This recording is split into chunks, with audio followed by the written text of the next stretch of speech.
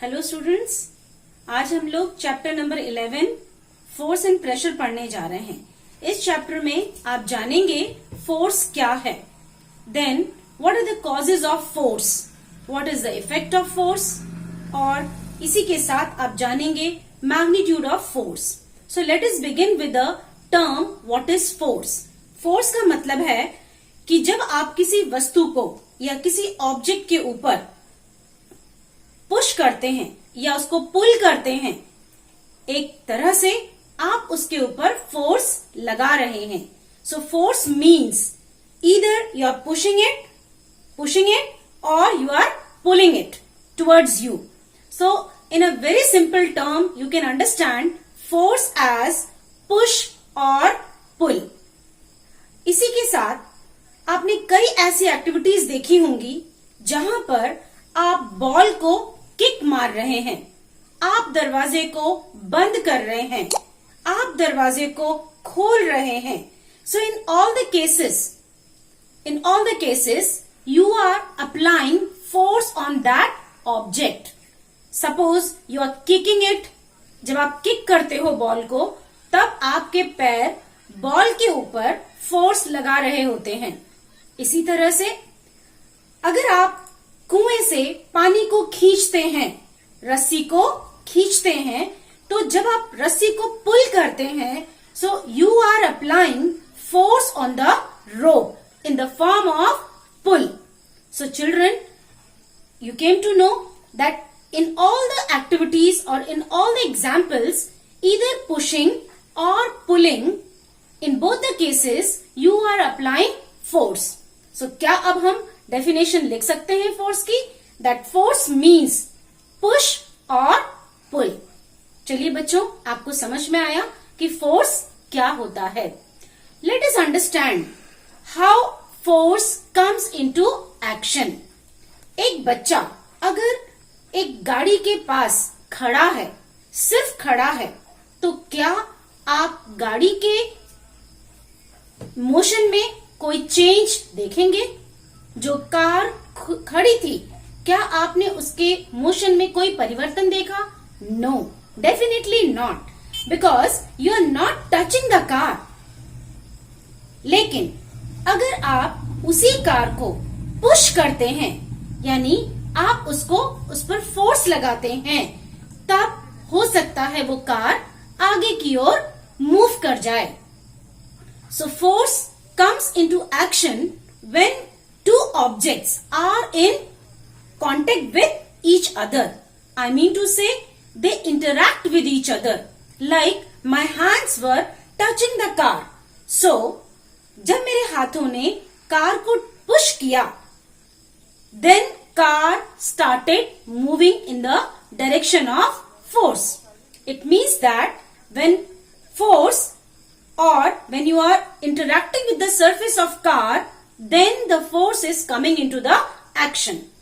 I hope आपको cause of force समझ में आया। So cause of force कहने का मतलब है कि force कब action में आता है। So when two objects are interacting with each other, then only the force comes into the action. So बच्चों, आपने समझा कि force का cause क्या है। So interaction is the cause of force. Now let us understand the effects of force. Okay children, so let us understand the effect of force. Effect means what force can do or what are the changes that force can bring into any object. So let us understand one by one. So these are the effects of forces. A force can change the shape of any object. Then a force can change the speed of any moving object. Either the speed can be slower or it can be faster. Similarly, force can change the direction of any moving object. And lastly, force can bring the change in the state of motion. I mean to say कि force जो है किसी stationery object को motion में ला सकता है या किसी मूविंग ऑब्जेक्ट को रेस्ट में ला सकता है।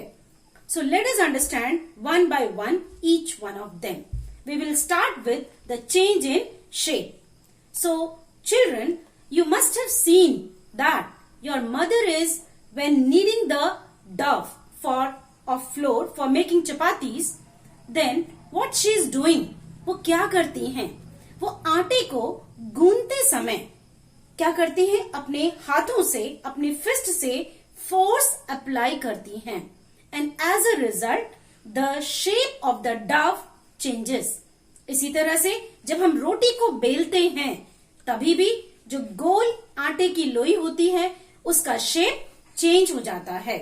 So there are so many examples where you can see that when force is applied on any object, the shape of the object changes. I can show you many examples. Like you can see that when you are blowing balloon, okay? जब आप एक गुब्बारे में हवा भरते हैं तो गुब्बारे का शेप बड़ा हो जाता है. I mean to say the shape of the balloon changes. Similarly, when you are pulling the spring or rubber band, at that time also the shape of the rubber band or the spring changes. I hope you have understood what does the change in shape means when force is applied on any object. So first effect was change in shape. Now let us understand how a force can move any stationary object. Stationary means कोई रुकी हुई वस्तु. जैसे उदाहरण के लिए, for example, अब child is standing, और एक बच्चा अपनी कार या अपनी जो खेलने वाली जो टॉय कार होती है उस पर खड़ा है और वो उसको चला नहीं पा रहा.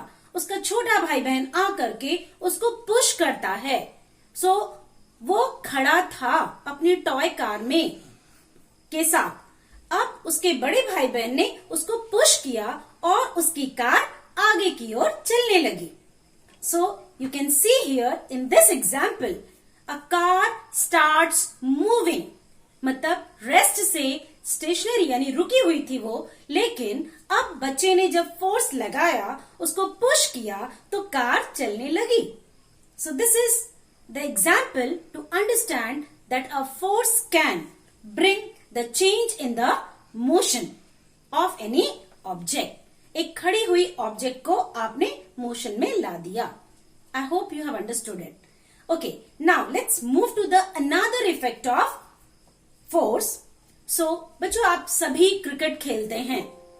आप क्रिकेट में जो बॉलर होता है वो बॉल को सामने की दिशा से या सामने से बॉल को थ्रो करता है बैटमैन की तरफ, एंड बैटमैन क्या करता है?